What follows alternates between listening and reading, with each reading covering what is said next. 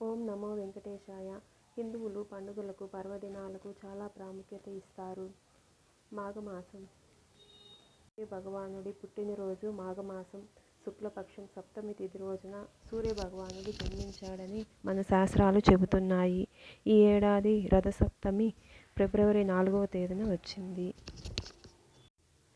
సకల జగత్తుకి వెలుగునిచ్చే సూర్యుడు రథాన్ని ఎక్కి తన దిశానిర్దేశాన్ని మార్చుకునే రోజు రథసప్తమి. అలాంటి సమయంలో చేయవలసిన కొన్ని పనులు చేయడం వల్ల ఆరోగ్యం వృద్ధి చెందడమే కాదు, దీర్ఘకాలిక వ్యాధుల నుండి కూడా ఉపశమనం లభిస్తుందని పురాణాల ద్వారా తెలుస్తుంది. హిందువుల సాంప్రదాయం ప్రకారం బ్రహ్మముహూర్తపు శుభ సమయంలో స్నానం చేయడం, సూర్యభగవానికి ఆర్ఘ్యం సమర్పించడం వల్ల పాపాలు విముక్తవుతాయని, తీవ్రమైన అనారోగ్యాలు తొలగిపోతాయని నమ్ముతారు. రథసప్తమి రోజున సూర్యభగవానుని స్మరించుకుంటారు. దీనిని సూర్య జయంతి అని కూడా అంటారు. సూర్యభగవానుడు ప్రత్యక్షమై తన బంగారు రథాన్ని అధిరోహించాడని నమ్ముతారు. సూర్యాష్టకం.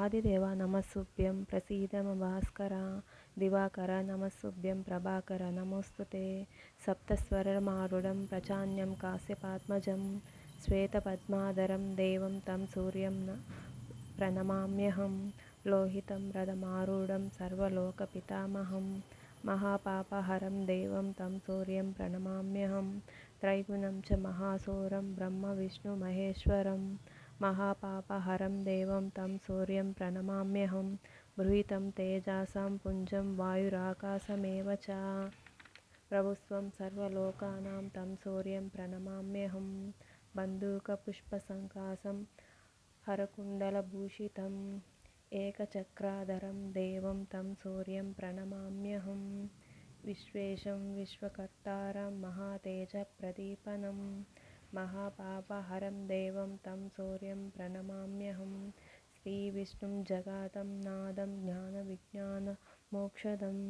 మహాపాపహరం దేవం తం సూర్యం ప్రణమామ్యహం.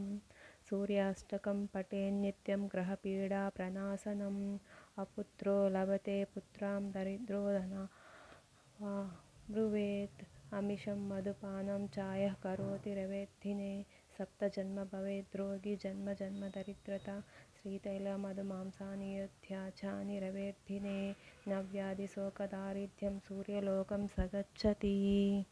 ఓం నమో నారాయణాయ. ఓం నమో వెంకటేశాయ. గోవింద గోవింద.